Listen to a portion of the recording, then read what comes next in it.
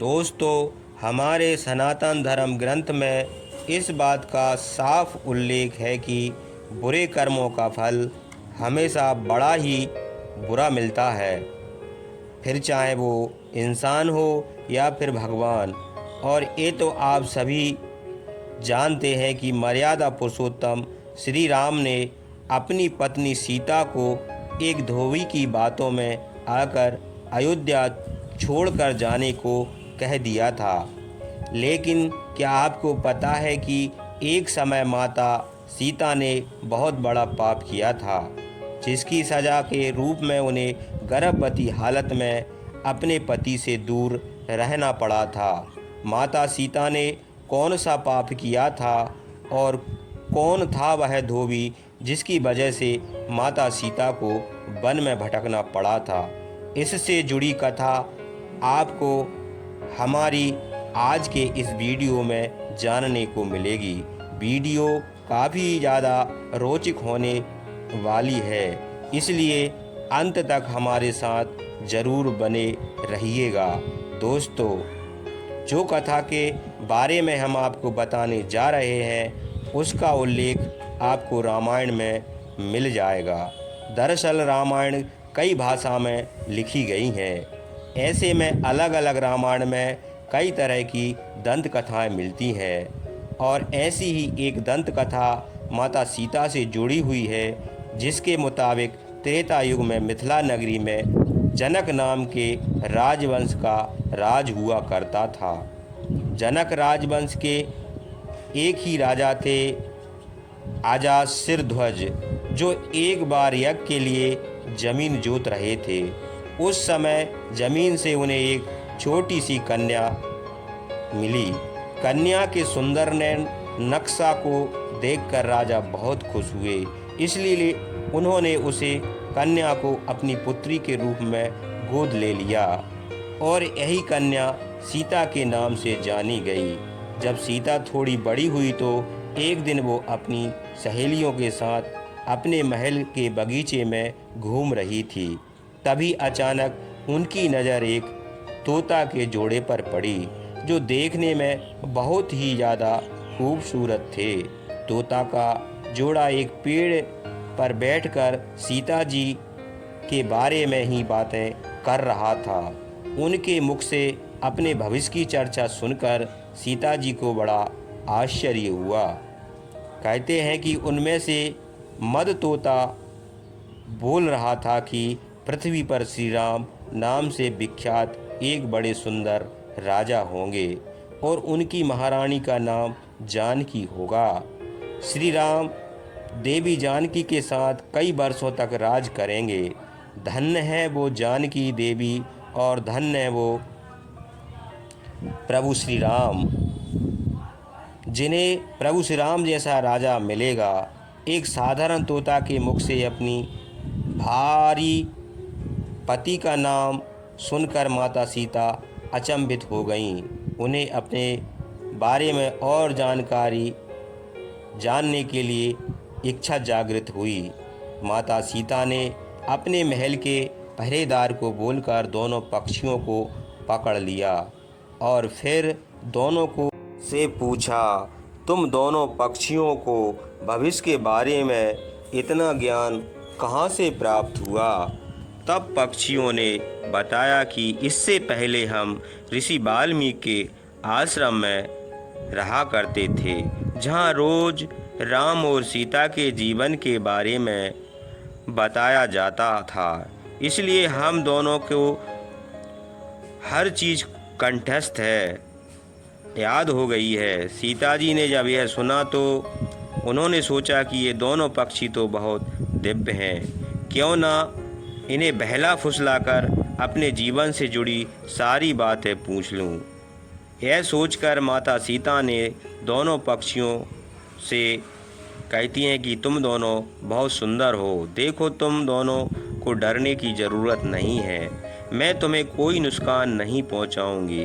तुम बस मुझे यह बताओ कि राम कौन है और उनका विवाह जानकी से कैसे होगा।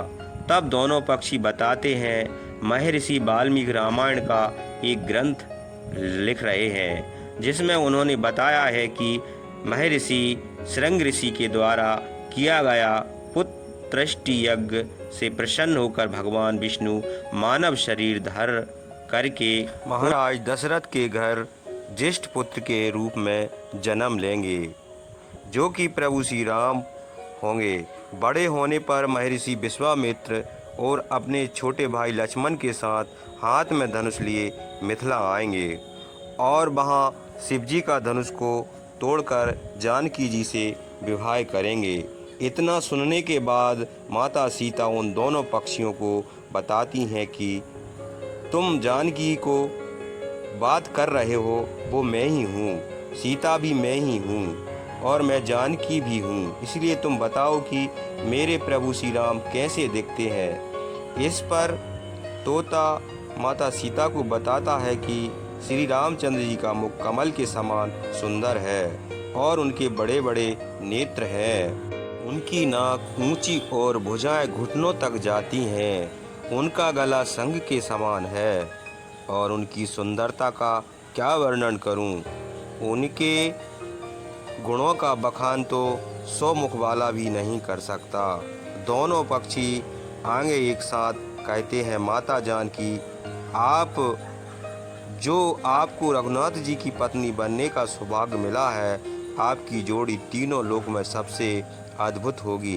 इतना सुनकर देवी सीता पुनः उनसे सवाल पूछती हैं और वह तोता का जोड़ा फिर से उनके सवालों का जवाब देता है और इस तरह से देवी सीता जी सवाल पूछती जाती हैं और तोता का वो जोड़ा जवाब देता जाता है। लेकिन एक समय के बाद दोनों तोता की बातें सुनकर सीता जी की मन में लालच आ गया, इसलिए वह दोनों पक्षियों से कहती है कि जब तक मेरा विवाह नहीं हो जाता तुम दोनों मेरे साथ राजमहल में रहोगे और तुम्हें वहाँ सारी सुविधाएं मिलेंगी। सीता जी की बात सुनकर तोता का जोड़ा घबरा गया। तोता माता सीता से कहता है कि जनक पुत्री, हम आसमान के पंछी हैं, पिंजरे में रहकर हम जीवित नहीं रह पाएंगे, इसलिए आप हमें आज़ाद कर दीजिए। तोता के बहुत ज़्यादा विनती करने पर माता सीता ने तोता को छोड़ दिया, लेकिन उन्होंने मद तोता को नहीं छोड़ा और कहा कि अब यह मेरे साथ रहेगी। इस पर तोता ने माता सीता से कहता है, मेरी पत्नी गर्भवती है, इसलिए ऐसे समय में उसको जाने दें। हम दोनों एक दूसरे का वियोग सहन नहीं कर सकते, इसलिए आप मेरी पत्नी को जाने दीजिए। लेकिन माता सीता ने तोता की एक भी ना सुनी। इस पर मद तोता ने माता सीता से गिड़गिड़ाते हुए कहा, मैं गर्भवती हूँ, आप मुझ पर तरस खाएं, मुझे जाने दें, मैं अपने स्थान पर जाकर बच्चा पैदा करूँगी और आप चाहेंगे तो उसके बाद मैं फिर यहाँ आ जाऊँगी। लेकिन देवी सीता अभी भी मद तोता को छोड़ने को तैयार ना थी। उस पर मादा तोता को गुस्सा आ जाता है और वह माता सीता को श्राप देते हुए कहता है कि जिस तरह तुमने गर्भावस्था में मेरे पति से मुझको अलग कर दिया है, वैसे ही गर्भावस्था के दौरान तुमको भी पति वियोग सहना पड़ेगा। इतना कहकर मद तोता वहाँ अपने प्राण त्याग देता है। मद तोता के प्राण त्यागने के बाद कुछ समय बाद नर तोता भी अपनी पत्नी के वियोग में प्राण त्याग देता है, लेकिन प्राण त्यागने से पहले माता सीता से कहता है कि तुमने जो कर्म किया है तुम्हें उसकी सज़ा मिलकर रहेगी और तुम्हें सज़ा दिलाने के लिए मैं मनुष्य से अयोध्या में श्री राम की नगरी में इंसान के रूप में जन्म लूँगा और मेरे ही कारण तुम्हें पति के वियोग का दुख उठाना पड़ेगा। कहा जाता है कि तोता की बात सुनकर माता सीता को बहुत दुख हुआ, लेकिन तब तक बहुत डर चुकी थी और माता सीता कुछ नहीं कर सकती थीं। बताया जाता कि अगले जन्म में वह तोता धोबी था जिसने माता सीता के चरित्र पर उंगली उठाई थी, जिसके बाद प्रभु श्री राम ने देवी सीता को गर्भ अवस्था के दौरान त्याग दिया था। तब सीता वन में भटकती हुई महर्षि वाल्मीकि आश्रम में पहुंची और वहीं पर उन्होंने लव कुश को जन्म दिया। दोस्तों, देवी सीता के वियोग की एक अन्य कथा पुराणों में भी मिलती है, जिसके मुताबिक एक बार नारद जी को अभिमान हो गया कि कामदेव भी उनकी तपस्या और ब्रह्मचर्य को भंग नहीं कर सकते। जब उन्होंने यह बात अभिमान में अपने आराध्य भगवान विष्णु को बताए, तब विष्णु जी ने नारद जी के घमंड तोड़ने के लिए योजना बनाई। और जब नारद जानने लगे, उन्हें रास्ते में एक महल दिखाई दिया, जिसके अंदर एक राजकुमारी देखकर नारद जी मोहित हो गए।